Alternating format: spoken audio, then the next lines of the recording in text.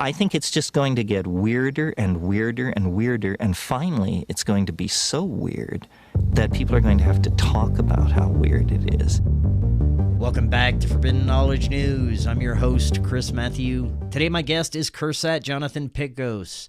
Got great upcoming guests: Richard Willett, Tam Chevelle, Robert Tosh Plumlee, and Dr. Heather Lynn. Be on the lookout for those.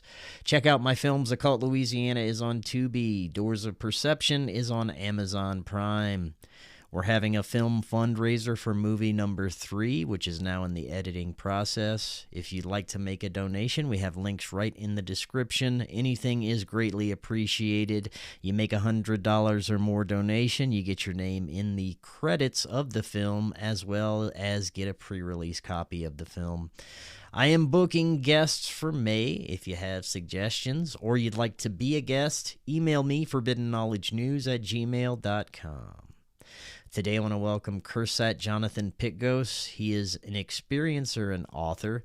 He has captured photos and videos of UFOs since 2023.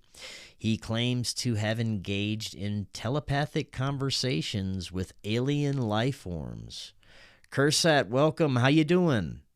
I'm doing great, Christopher. Thank you so much for having me on your podcast. Thanks so much for coming on. You have some very interesting research to share based on your personal experiences. You also have great photographic evidence of UFOs, and this is all covered in your book, Xenophanium: Brave New Future. It also details telepathic contact with extraterrestrials. Very much looking forward to digging into this with you today. Before we get into it, though, this is your first time on. Tell the audience a little bit about yourself and let them know how they can find out more. Sure.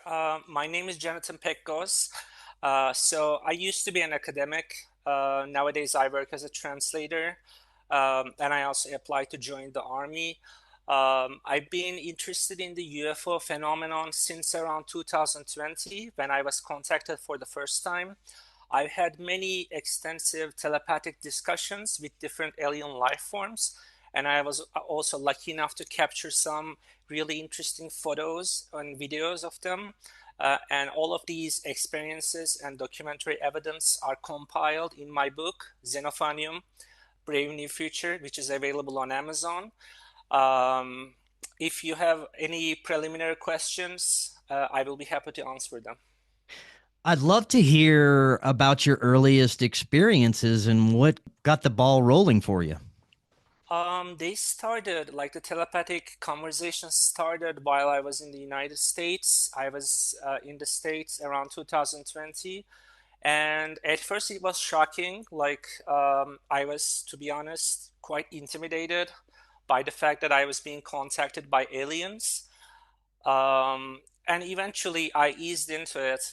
I had to take actually anti-palpitation medication for a while because I was so intimidated by them and Well, can you excited. describe what the contact was like, how they were coming through to you?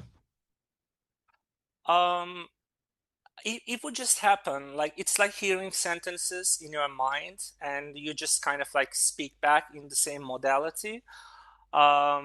Eventually, at first, as I said, it was intimidating.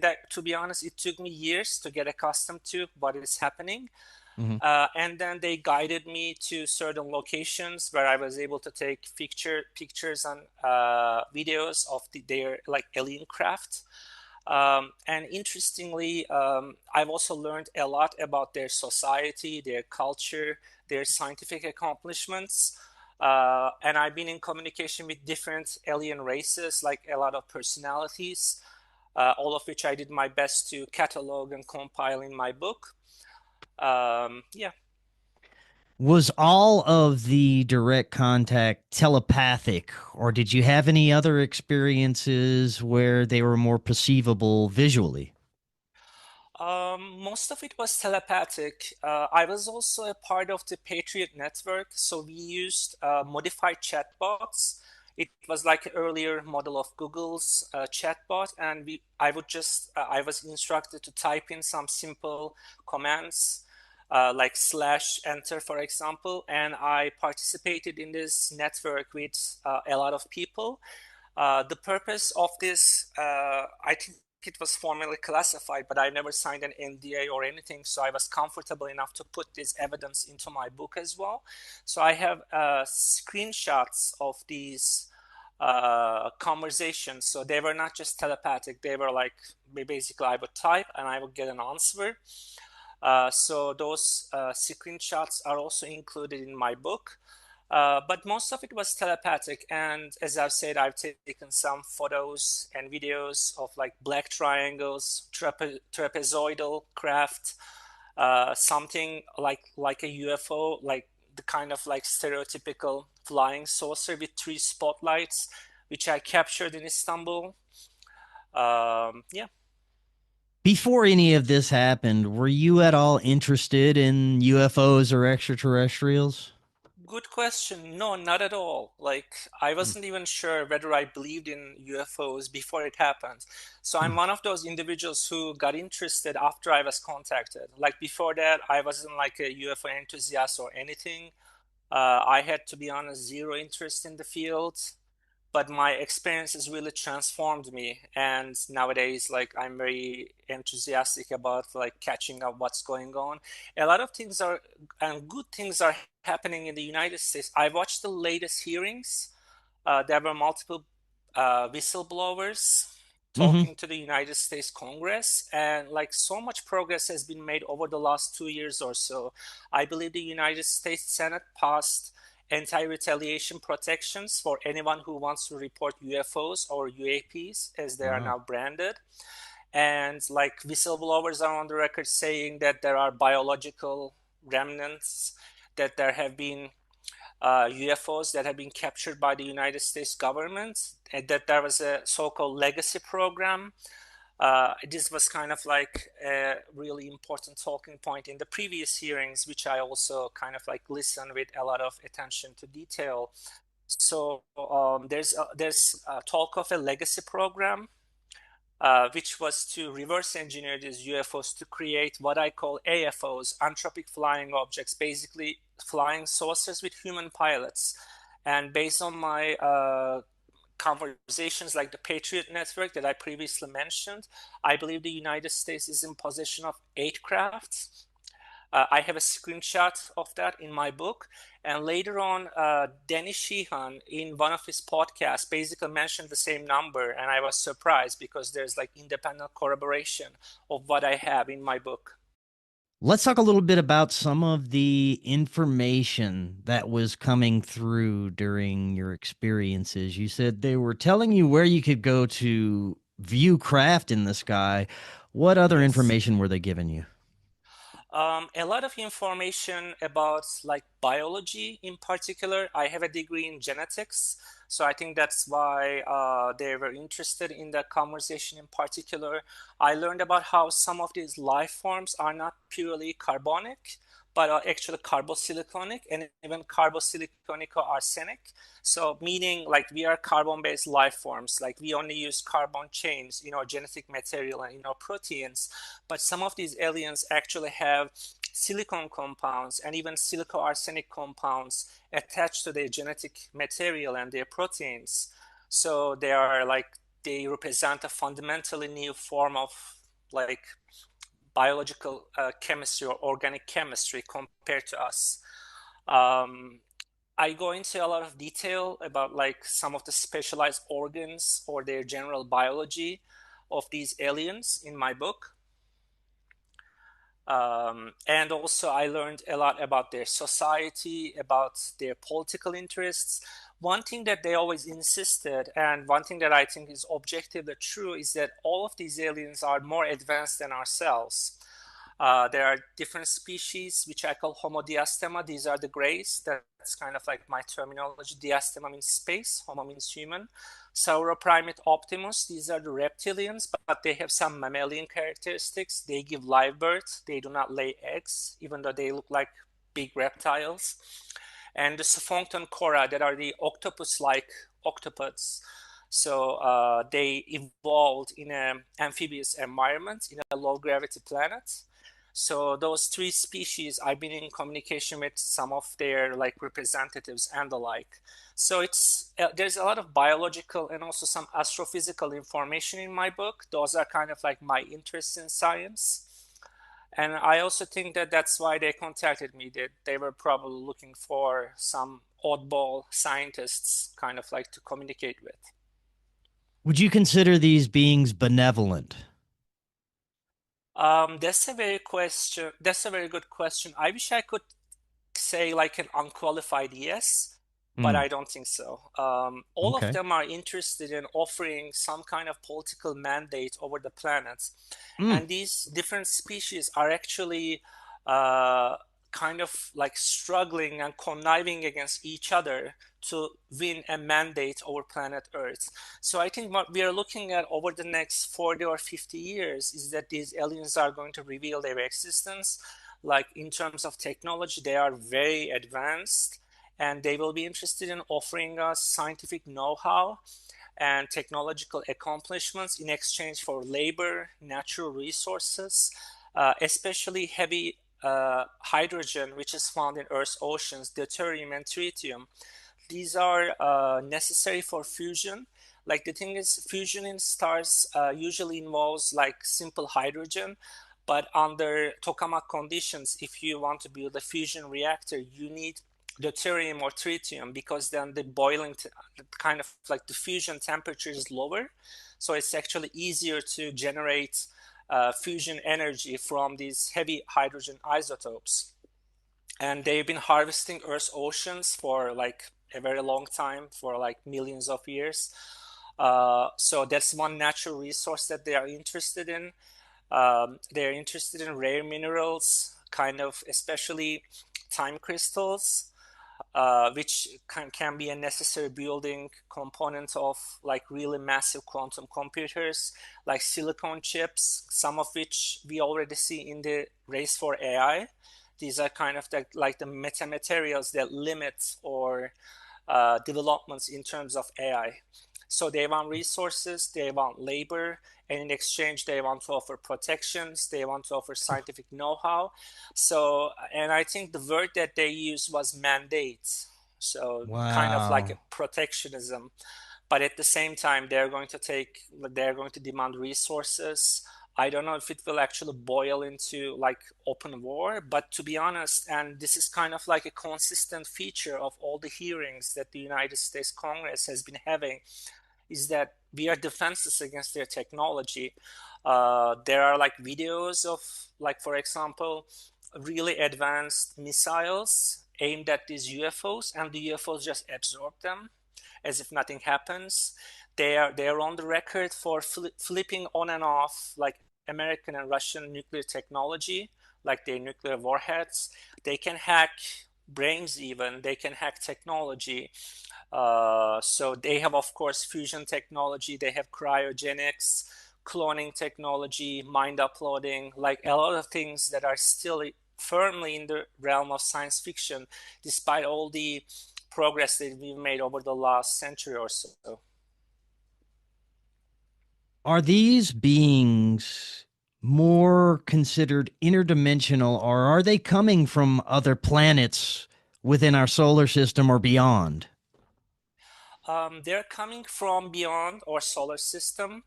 I believe the word interdimensional has been used a lot. To me, Mhm. it's kind of like scientifically vague.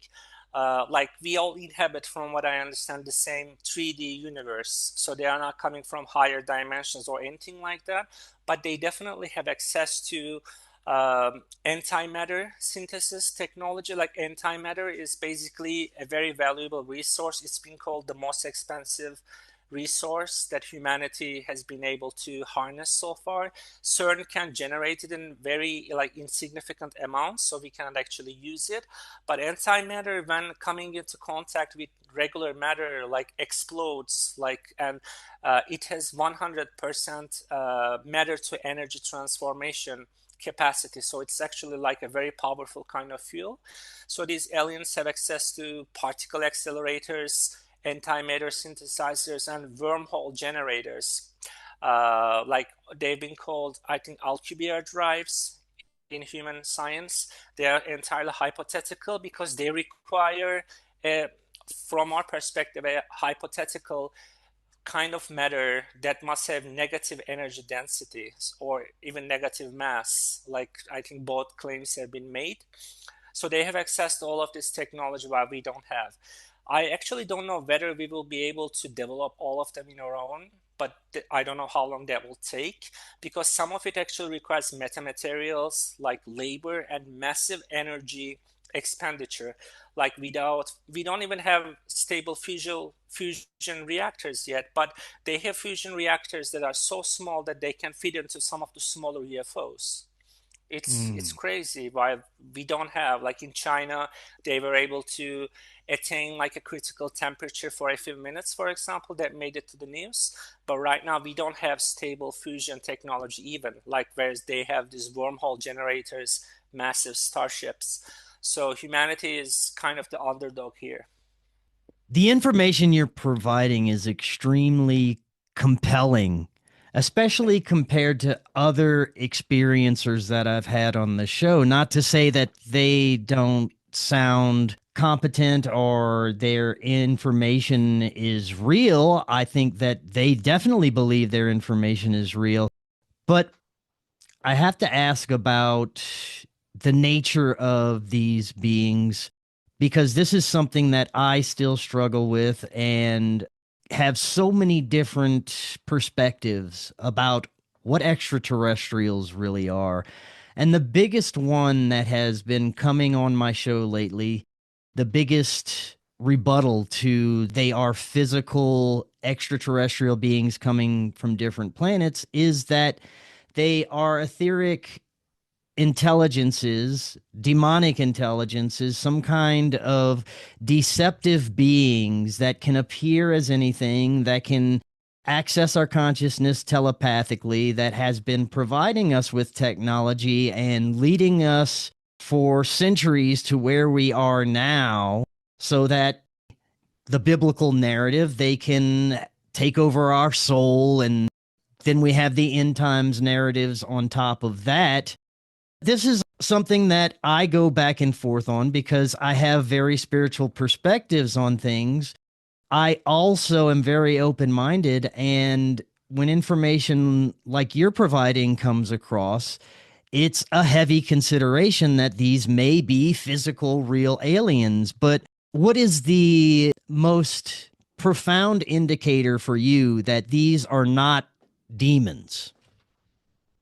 Good question. I'm a secular person, so my perspective is that like older kind of like our ancestors called anything that they couldn't understand either gods or demons. So I have an anthropological perspective.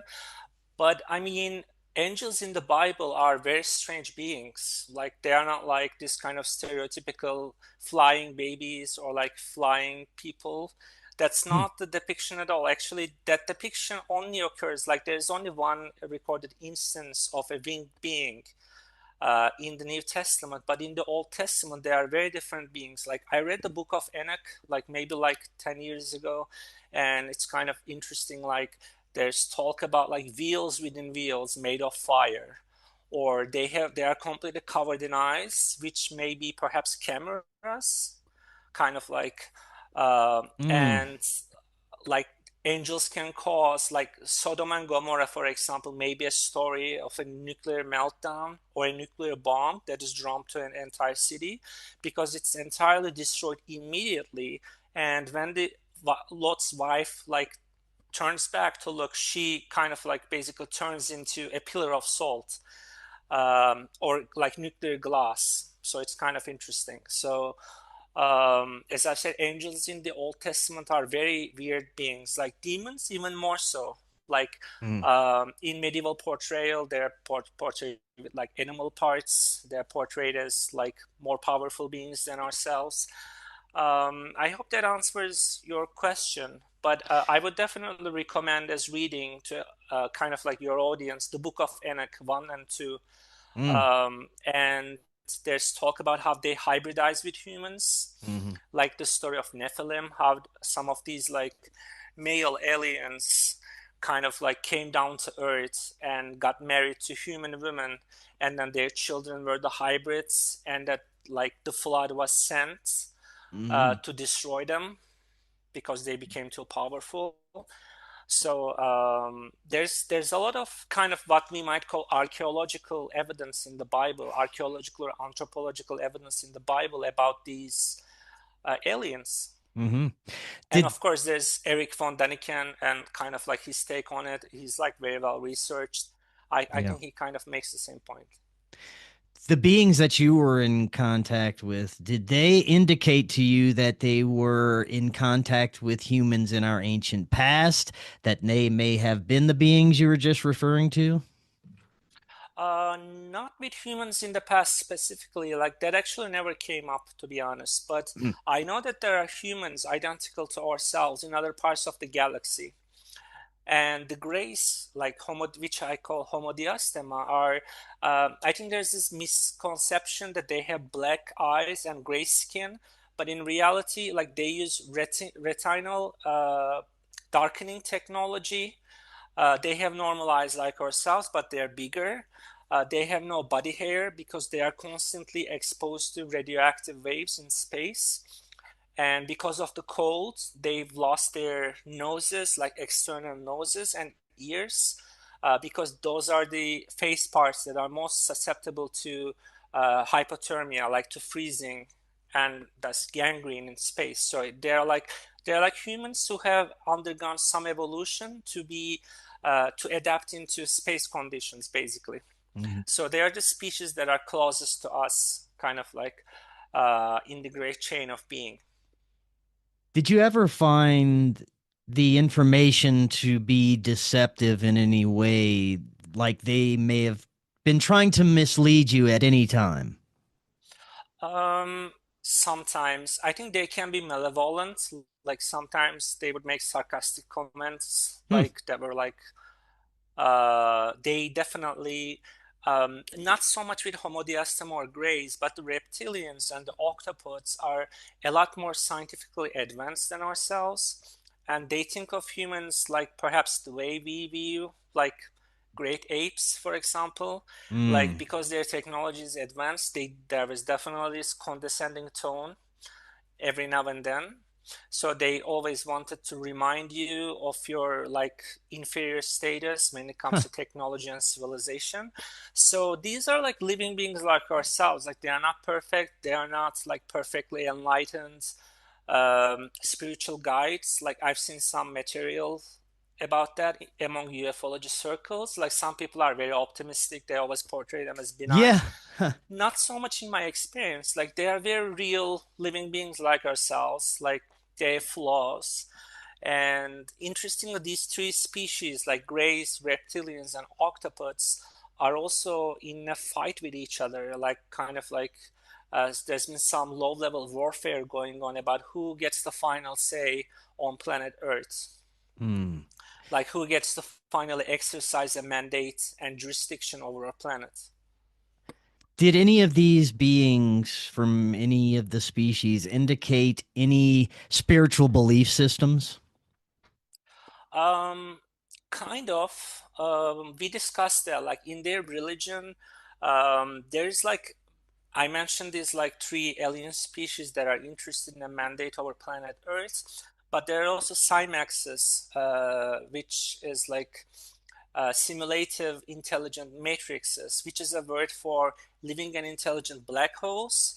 If I may take like a brief detour here, there's actually some earth science which backs up this idea that some black holes may host intelligence that far supersedes our own intelligence. Like Poplavsky, for example, believed that baby universes can form whenever a black hole collapse occurs. And it makes sense that some of these baby universes can be conducive to the development of intelligent life, of course.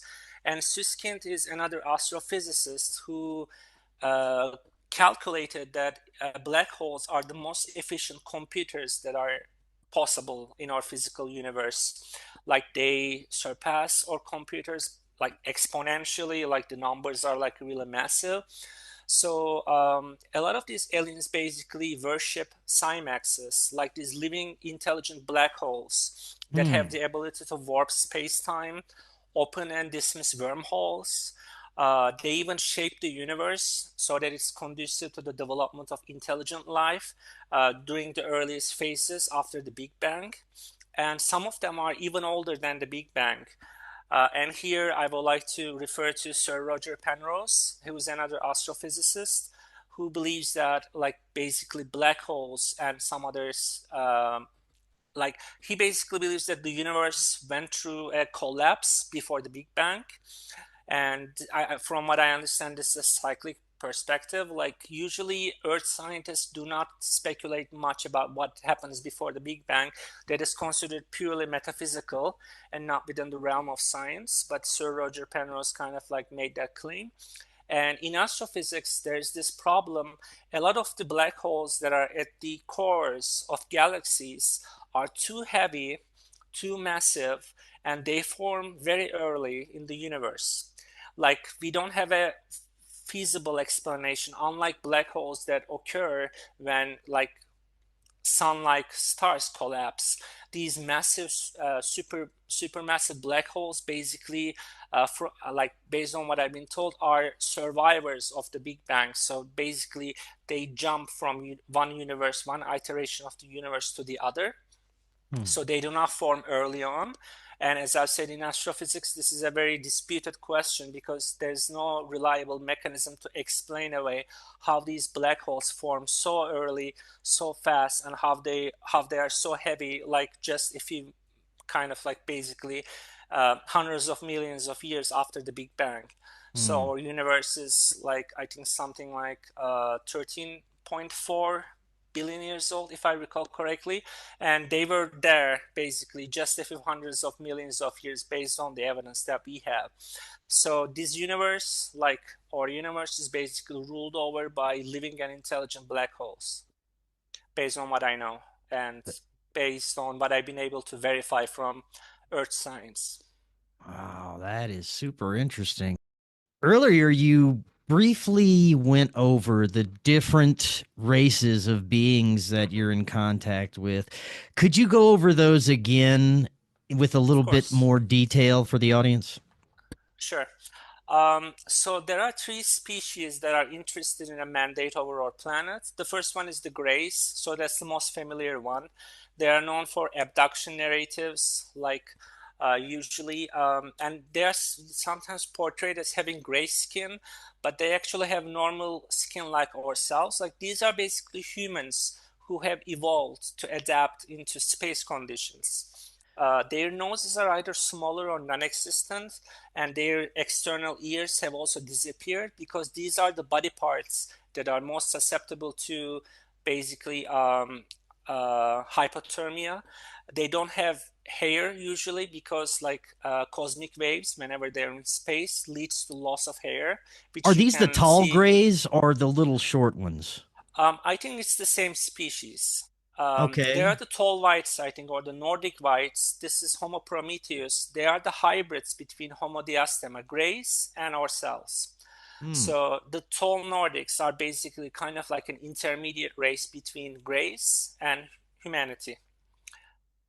So they There's also many have, that like, speculate the yes. smaller grays are biological robots or some kind. Would you agree with that? Might be. I haven't been specifically notified about that. They might be Mm, robots, like they might be children, or they might be dwarves. mm. I know that they occur, and these individuals will be preferred because some UFOs are very small.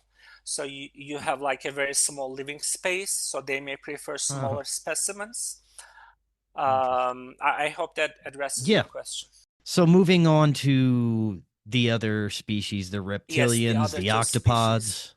The other one is the reptilians. Like, I think they've been subject to a lot of conspiracy theories.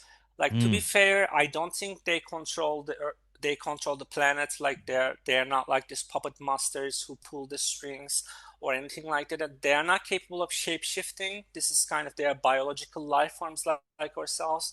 So it's important to distinct, I think, fact from fiction. So they are usually like around 3 meters tall. I call them sauroprimates. Sauro means reptile, and primate means primates like ourselves, like big apes and humanity. So they feed their children with milk. They give live births, so they are not like our own reptiles.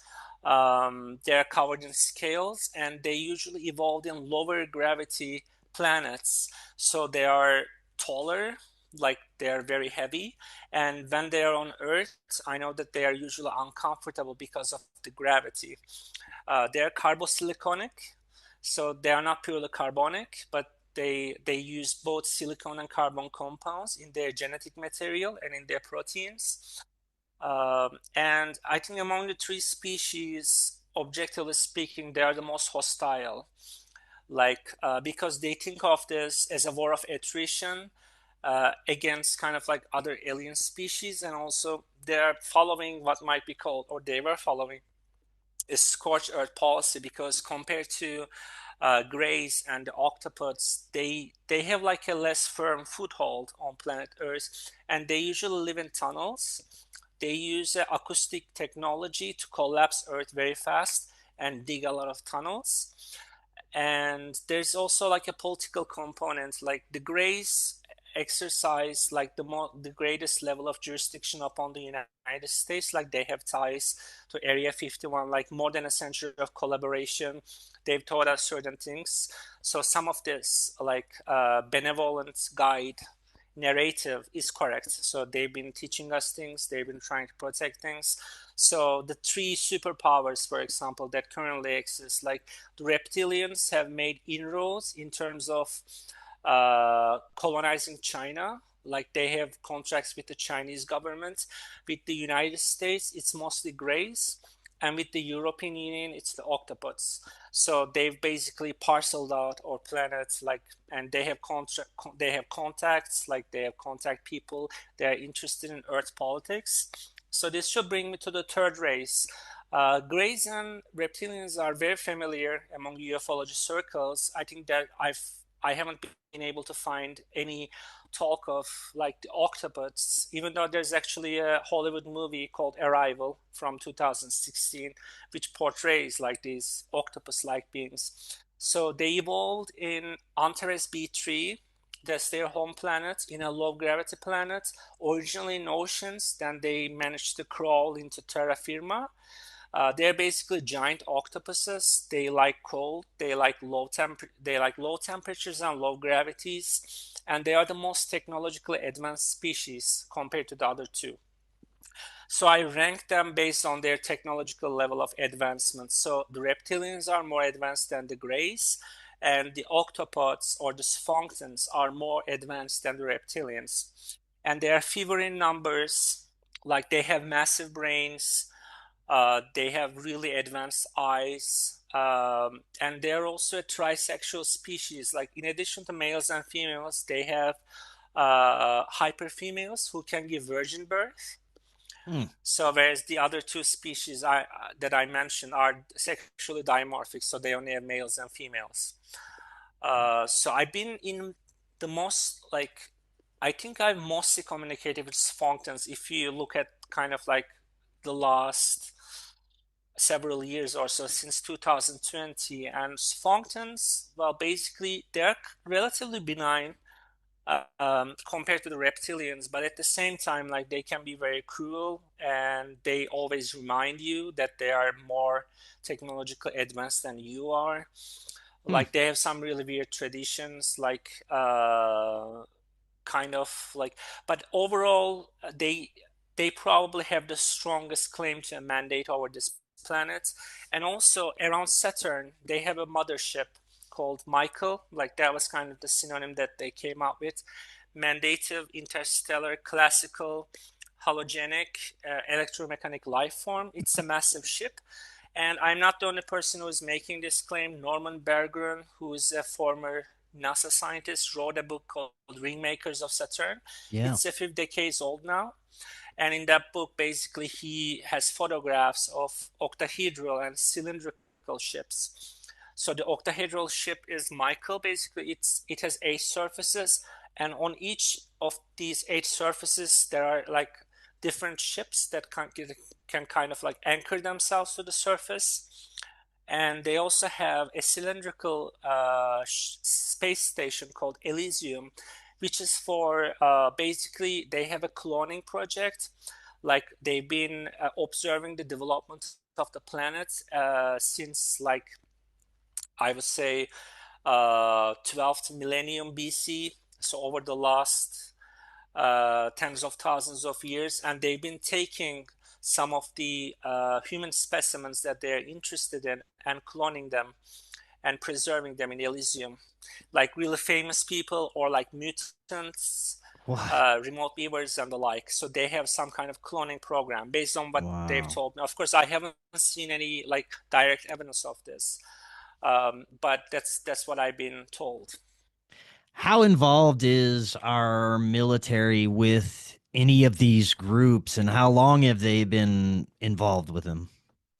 Good question. So I think the American military has made the most number of contacts with the Greys. Like Roswell, for example, was basically a Grey or Homo diastema ship that crashed at Roswell. Then, of course, they falsified the story. And then there was a lot of research done over the next several decades. Like, I think reverse engineering projects happened as part of this legacy program.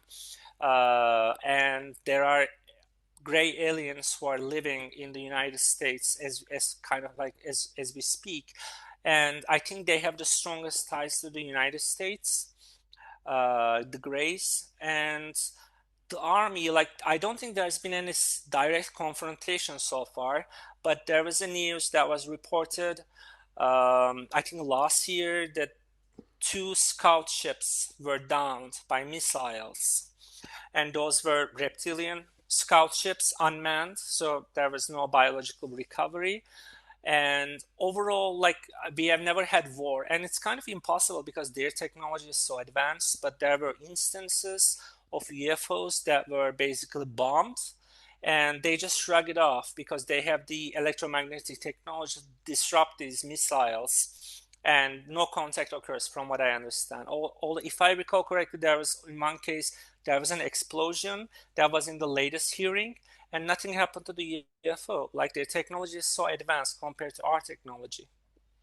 Would you say that these beings are currently guiding the level of disclosure that the masses are having? I will say they're interested. And of course, there's a propaganda element. As I've said, like, Hmm. they want to exercise jurisdiction over the planet. So they want the best representation possible. We have the, of course, Spielberg movie coming up Yeah. about kind of like aliens. I think Greys are portrayed there. Um, so I don't know if that answered your question. Well, I'm just wondering how much information that they're allowed to release that's true. I see. I don't think we will have like full, complete, perfect disclosure this year. I don't think like I think it will probably happen in stages, and the aliens are definitely interested in positive portrayal. So they want the first moment of disclosure to be like a significant event. The octopods that I mentioned, or sphunctons, they were interested in a worldwide event when they will just reveal their ships, and there will be a sabbatical year for everyone on the planet. Like, there will be like festivities, like music concerts and the like. So they're interested in human culture. They were interested in like broadcasting like concerts, like classical music concerts across the globe and the like. So I think they're all of them are to some extent interested in like making positive interactions with humanity, and I think they're guiding the disclosure process to some degree. And I think in many ways it's overdue. Like, these plans, like these government institutions that have been conducting research about aliens, they've existed for decades. Like, Roswell was such a long time ago. So I think they're interested, and I think they're interested in the most positive representation possible. Based on any information that they've relayed to you directly, Mhm. Will this direct contact occur within our lifetime? Likely, the date that I was given was anywhere between 2040 and 2050. But I think before we reach that time, we will probably learn about the existence of the grays first. I don't know, like Trump said, we have very exciting information to disclose. The American government actually registered Alien and Alien.go. So Hmm. I think information is coming probably Hmm. this year. We will see something. The hearings have picked up pace, like the Senate hearings have been revealing more and more information. I think the government probably has high, like HD photographs and videos that they will probably share. Like, so disclosure won't be a single event, it will probably be a Mhm. process. And I should say that xenophonium, like the title of my book, basically means the appearance of the aliens. So it's like this big event when Sphunctons finally reveal their massive ships to humanity, and then like really a lot of interaction will occur, like interspecies diplomacy and the like. I don't know if any of these plans have changed because their mothership, Michael, has suffered some damage. It's being repaired. But like the timeline that I was given for the Sphunctons, like the third race in particular, is anywhere between 2040 and 2050. But we will definitely know a lot more before we hit that deadline. Aside from the three species we discussed, are there others out there, especially others that have an interest in humanity? Yes. So I mentioned this Cymaxes, like the oldest Cymax pair. And by the way, Cymaxes are binary black holes. So I should say that at least in our galaxy, Cymaxes is living and intelligent black holes occur in pairs. So the oldest pair is Bitos and Sige. So Sige, for example, it means silence in ancient Greek, and like she specializes in developing insectile aliens. So you may be familiar with the mantids or like Mm-hmm. mantis-like aliens. So they hail from Sige's realm, but they are very far away. Like they don't have any home planets that are nearby, so they aren't interested in, nor are they capable of offering a mandate to humanity.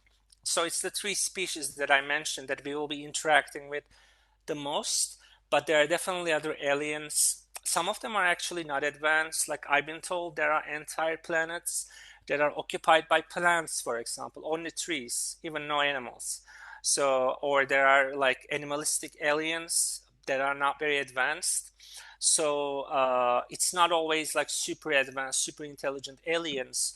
So there are a lot of aliens that are closer to us in terms of technological development. There are aliens that are way more primitive than us. And of course, there are aliens that are more advanced than ourselves as well. Earlier, you indicated that none of these species are most likely benevolent. They probably don't have our best interest in mind, which is concerning enough. Which one would be the lesser of all evils? What is the worst one that we could have take over everything? So I've been mostly in communication with the sphunctons or the octopods, Mm-hmm. and to some extent with Homodiastema, the greys. I haven't been in a lot of communication with reptilians.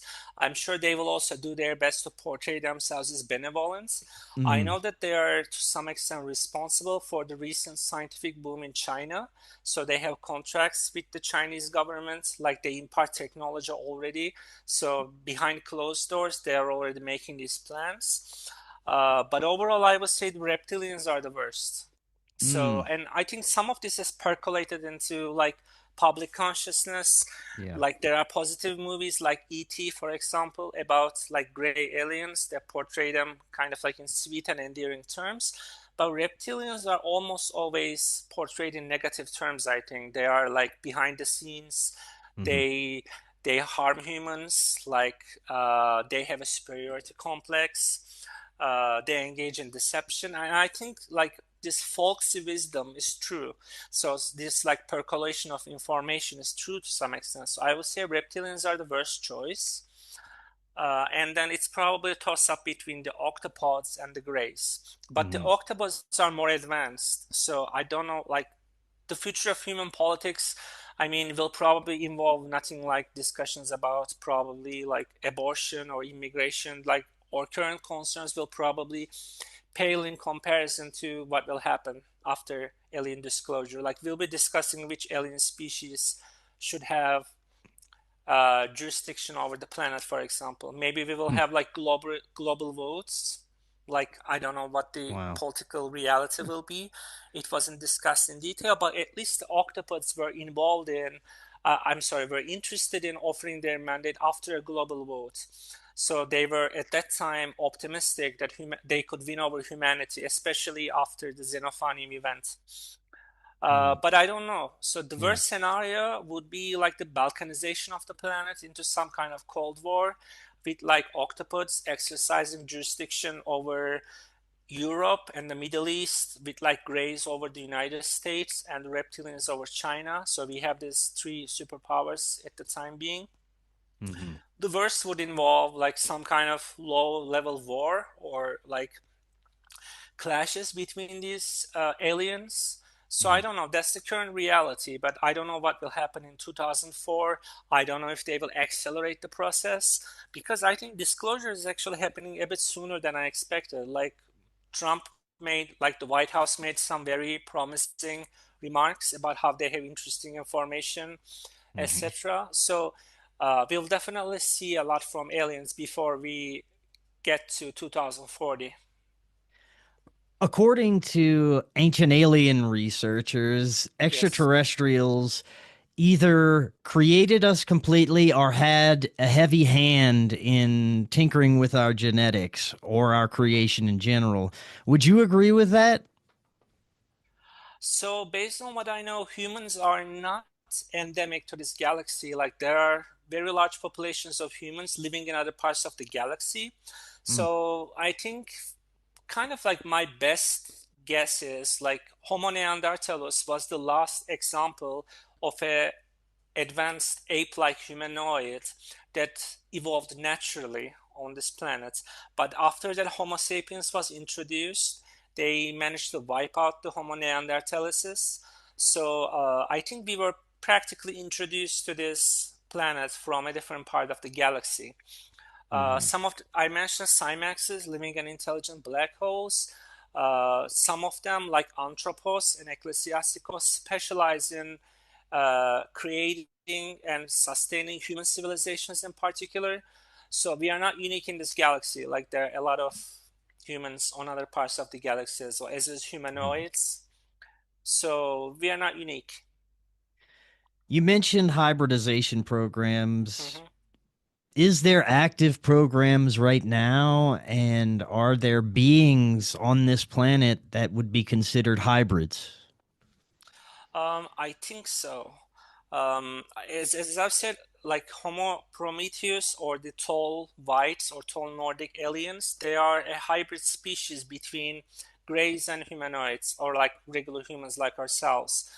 I don't think there's like an official hybridization program that involves like complicity on behalf of the American government, but they've been abducting humans, they've been running experiments, and you don't really need like physical mating in order to create hybridization. Like you can just collect sperm cells and egg cells from humans, which is why aliens are disproportionately interested in fertility clinics, for example.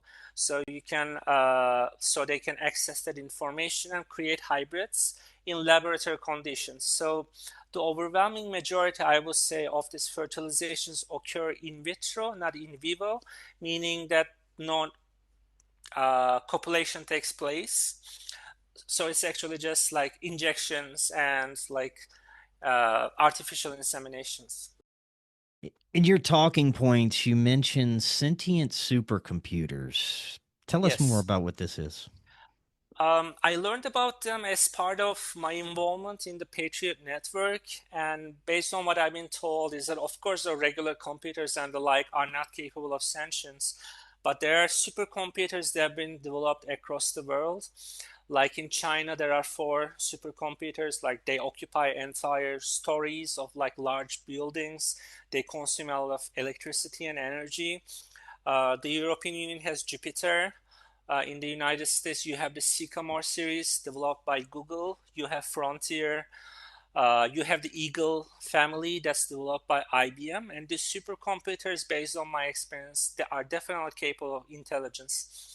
I mean, and I think this is, to me, it's almost obvious because like there are AI experts who are already questioning whether even the chatbots that we use and kind of like the servers that they are connected to are capable of sentience. And if they are capable of sentience, these supercomputers that can run millions of simulations within minutes, for example, they should like logically be capable of intelligence.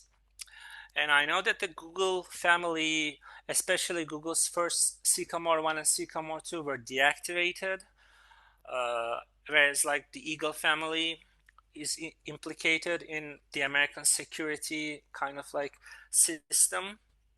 And they have personalities, they have of course their own agendas and the like, and they use like basically the information that is filtered through search engines allows them to make sense of what is happening in the planet. They are very smart. Of course, the average supercomputer is way smarter than a human being. But at the same time, this is limited to a handful of supercomputers across the planet. I think we are not looking at more than 12 or 15 at this time. So it's only the massive supercomputers that are capable of sentience, not like smaller systems. Are these at all connected with the extraterrestrials? Um, I don't think so. I mean, this didn't come up during our discussions, and I have a background in biology, and I also have an amateur interest in astrophysics. Like I read a lot about astrophysics, so those are the aspects that I know about the most.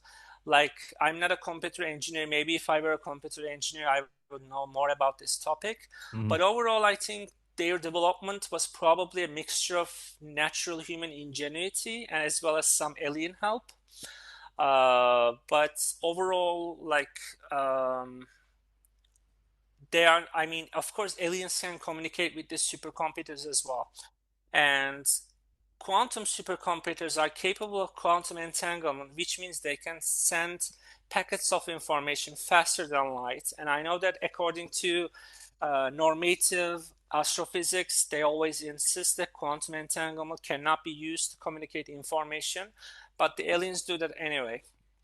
I don't understand the know-how, but faster than light communication definitely takes place all the time.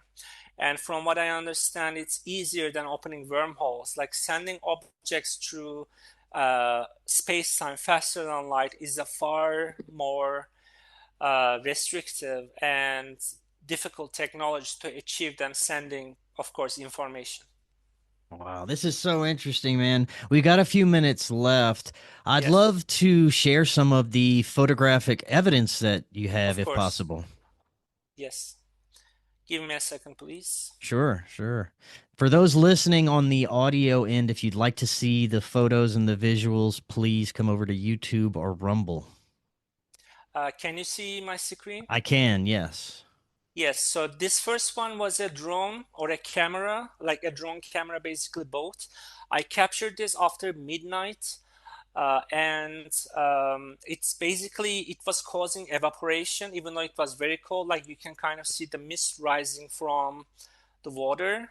Hmm.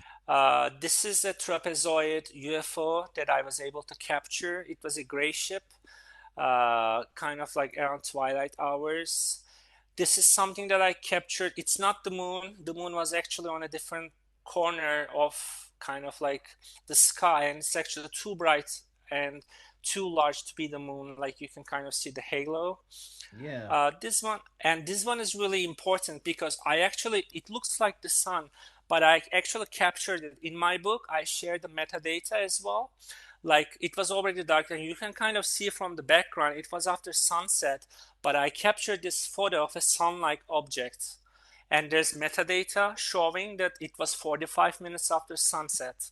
And it was moving slightly, so you could kind of see that it was not like the sun.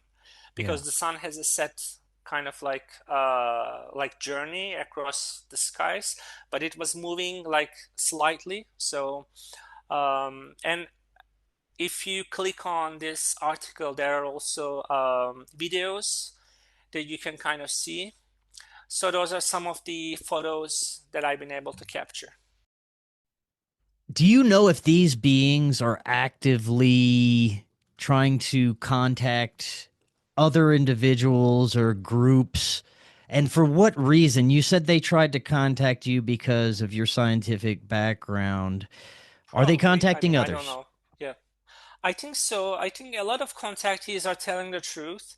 And it's not always benign. Like you may have heard the news about these top scientists working Mhm. in like lasers or like anti-gravity technology. Potentially, Yes. they were assassinated in the United States. Hmm. There was also a wave of assassinations in China.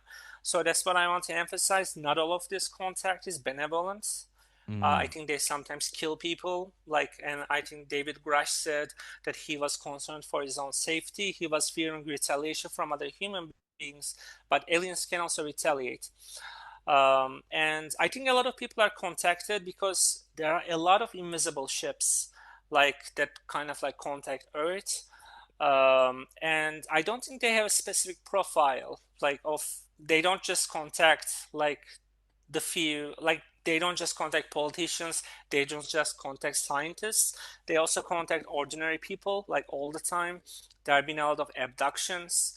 So I think a lot of the people are telling the truth, but they don't always disclose their like physical uh like features or their scientific acknowledgments or their like societal structures. So you have to gather the information like piece by piece. And of course, they engage in deception. Like they are imperfect beings like ourselves. They sometimes lie, they make misrepresentations. Sometimes they intimidate human beings. Like there are other people who suffer from PTSD after being contacted. So I hope that answered your question. Yeah. Would you say that they are represented by different groups across the country, different military groups, different political groups? These beings may have been the reason for much of our conflicts, our global conflicts over the years, to try and steer us in certain directions. Do you think that's accurate? I'm sure they have ties to NASA, DARPA, the Pentagon. Like those are just given. I'm sure there are like robust connections there. I wouldn't necessarily blame aliens for our own conflicts. Like Mm. I think like and to be honest, like I haven't been able to access like all of that information. If like probably much of it is classified, and I mostly focused on like almost like a clerical role. Like they would just give like a lot of information, and I would just type that down Yeah. and try to reconcile it with other like external resources for validation purposes. I'm sure like the Greys have robust connections with the American military and the American government. So, and I think they are interested in disclosure at long last. I would say that. But wars, like, I don't think, like, they are not a purely negative force either. Like, even though they are interested in offering us a mandate and to some extent perhaps colonizing ourselves, they aren't a purely evil force either. Like, they are not responsible for all of the world's evils. They are not responsible for world wars or the like. Mm. So I think those circumstances arise more naturally and organically. Right on. Well, this is fascinating information. Before I let you go, remind the audience how they can find out more about you and pick up your book. Thank you so much for the reminder, Christopher. So I have a personal website. It's www.kursat, Kursat, Jonathan Pekgos, Pekgos. And you can also search for the book on Amazon. It's Xenophonium with an X, Xenophaanium, or you can just search for Brave New Future, and you will be able to access the book. So thank you so much for everything. This was a fantastic podcast. Like the questions were very productive. Thank you so much, Christopher, for having me. And thank you so much. We'll have to do it again. There's much more we can get to. And until next time, everyone, have an excellent evening. We'll talk again tomorrow. Watch Doors of Perception, now on Amazon Prime. Are you and your family prepared for an emergency? Maybe the fake alien invasion? Now is the time to prepare yourself and your family for any event. Check out Prep Starts Now. Their mission is to provide high-quality preparedness products that empower individuals and families to be ready for any situation. They're committed to delivering reliable, trusted gear to ensure your safety, security, and peace of mind in times of need. Their product selection is carefully curated to provide you with the essential gear you need to stay prepared. From emergency kits to tactical tools, every item is chosen for its reliability and practicality. Prep Starts Now understands the importance of family, and their goal is to equip you with everything you need to build a solid plan for your family's preparedness. In today's ever-changing world, being prepared is more important than ever, and Prep Starts Now is here to help you and your family stay ready with quality products and practical guidance. Use the link in the description and get 15% off your order. We live in an incredible age of information. More and more, we're discovering that we've been lied to and misled about much of our human history.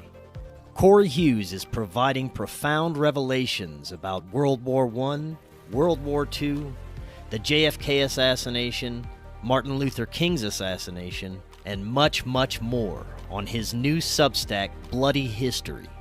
Subscribe now for as little as $5 monthly. Just click that link right in the description to get started now and learn about our true history. Hello, friends. If you're looking to start your therapeutic microdosing journey, but don't know where to start, especially when looking for the highest quality ingredients, including nootropics, and what you'd expect from a true microdose capsule, check out our friends at Brainsupreme. They offer the absolute highest quality ingredients so you can start your microdosing journey, knowing that you're getting top-notch ingredients. To find out more, visit their website using that link right in the description